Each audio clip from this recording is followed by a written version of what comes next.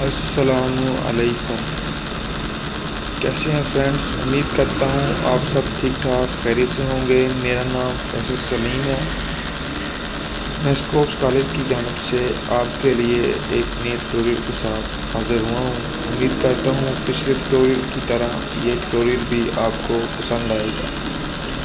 चलें चलते हैं अपने न्यू ट्यूटोरियल की जानिब। जी आज का हमारा टॉपिक है जी इलेक्ट्रिसिटी फार्मूला। एक्सेल के फार्मूले हमने शुरू किए हुए हैं। इसमें इलेक्ट्रिसिटी का फार्मूला आज हम देखेंगे।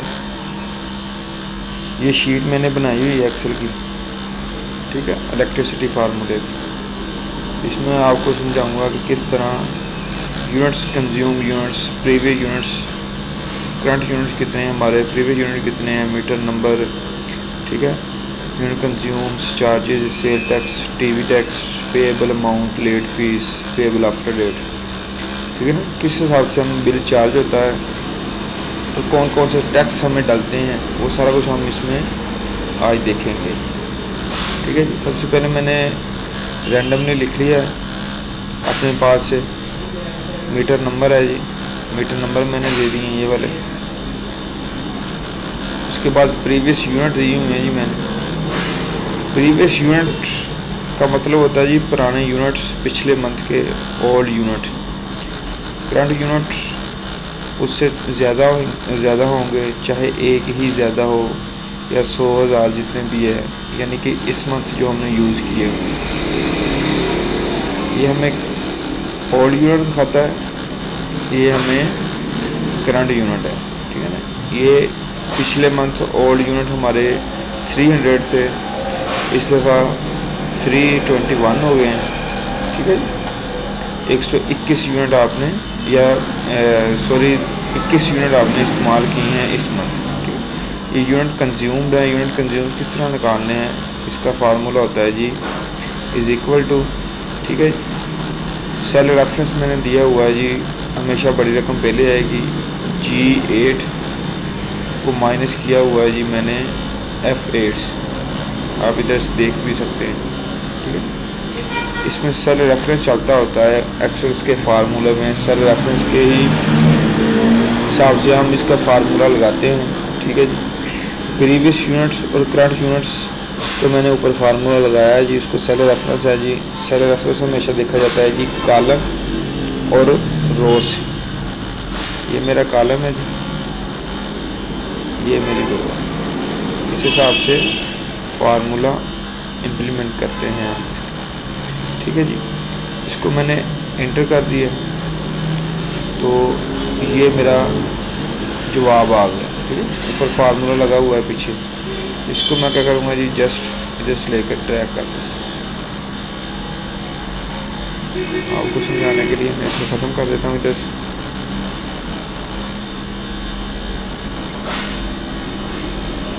इसके ऊपर फार्मूला मैंने लगाया, इसको मैं ड्रैग कर दिया, ठीक है जी। वो खुद ब खुद ऑटोमेटिकली उसने उसका आंसर दे दिया जितने यूनिट आपने इस्तेमाल किए। अगर जी चार्जेस कि हमें बिल कितना आएगा, चार्ज कितना होगा हमें, ठीक है। चार्जेस हमेशा होते हैं पर यूनिट के हिसाब से। फिर हमने देखते हैं जी फार्मूला क्या गया है G, is equal to if bracket शुरू H8 सेल रेफरेंस। H8 का मतलब है जी यूनिट कंज्यूम। हमने कितने H8, इसका ये लिखा है जी लेस देन या बराबर, ठीक है। यूनिट कंज्यूम्ड मैंने लिखा है जी जो यूनिट इस्तेमाल किए हुए हैं वो 200 से कम हैं या 200 के बराबर हैं, तो उसको ज़रब दे दे 6 से, ठीक है ना। 200 से कम यूनिट वाले को 6 रुपये पर यूनिट के हिसाब से बिल आएगा। बाकी मैंने आगे लिख दिया है जी जो 200 से अबव जाएंगे, 201, 203 या 500, जितने भी 200 से ऊपर जितने भी हो गए उन सबको 15 रुपये के हिसाब से चार्ज होगा। ये मेरा फार्मूला है चार्जेस का कि हम किस तरह निकालते हैं, ठीक है ना। इसको हम लेंथी भी कर सकते हैं कि अगर 200 है तो उनको 6 रुपये के हिसाब से बिल आए, अगर 250 है तो उनको 700 रुपये के हिसाब से बिल आए, जितना हम लेंथ करते जाएंगे। अगर मुख्तसर लिखना है छोटा फार्मूला लिखना है तो उसके लिए आप ये लिख सकते हैं कि H8, ठीक है ना, छोटा है या बराबर है, less than is equal to 200, ठीक है ना, उसको मल्टीप्लाई किया हुआ है इसने 6 के साथ, उसके ऊपर जितने भी इसको 15 के साथ मल्टीप्लाई किया हुआ है। इसको हम इंटर कर देंगे तो वो आपको जवाब दे देगा। इसको हम इधर से ड्रैग कर देंगे ऑटोफिल के साथ, तो ये आपकी चार्जेस आ गए कि इसको इतना, इसने ये यूनिट इस्तेमाल किए, इसका इतना बिल आपको बनेगा। आगे जी सेल टैक्स। सेल टैक्स हमें पड़ता है जी, सेल टैक्स हमें 5% पड़ता है। फॉर एग्ज़ाम्पल जितना भी हमें पड़ता है उसको हमें परसेंटेज निकालनी आनी चाहिए, उसको हम फिर यूज़ कर सकते हैं। जितना भी पड़ता है 4, 5, 7, 8, ठीक है। इधर मैंने 5% निकाला हुआ है, इज इक्वल टू 5 डिवाइड कर देना 100 पे, उसको ज़रूरत देनी है अपने चार्जेस से। इसके सेल टैक्स आपका जितना बिल जितने आपने यूनिट इस्तेमाल किए उसके ऊपर जो चार्जेस आपको लगे हुए हैं उसके ऊपर 5% आपको सेल टैक्स पड़ा हुआ है। इसको एंटर कर देंगे, इधर से इसको ड्रैग कर देंगे,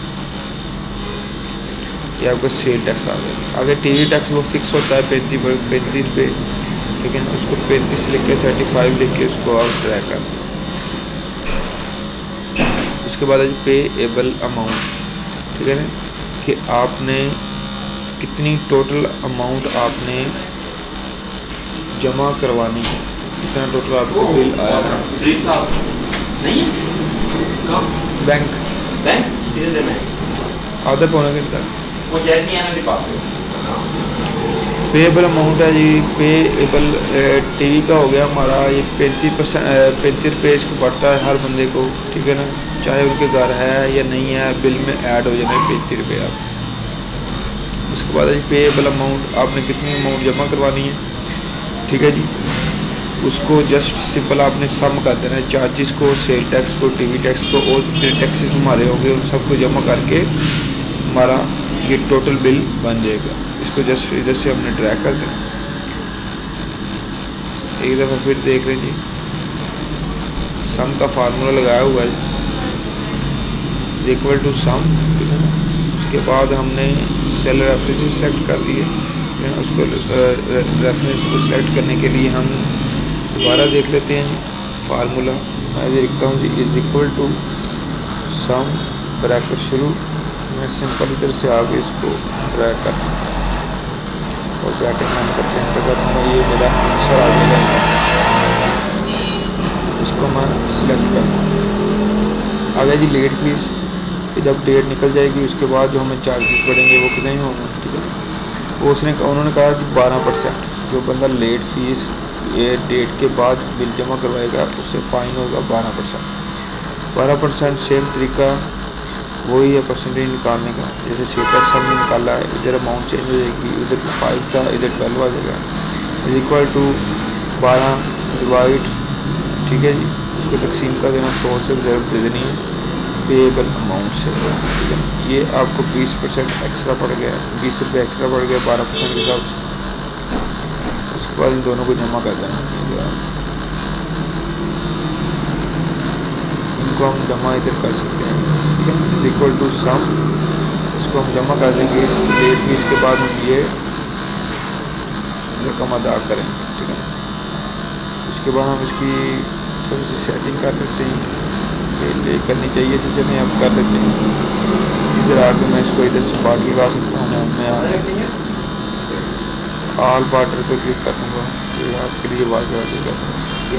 जी उम्मीद करता हूँ आपको ये ट्यूटोरियल पसंद आया होगा।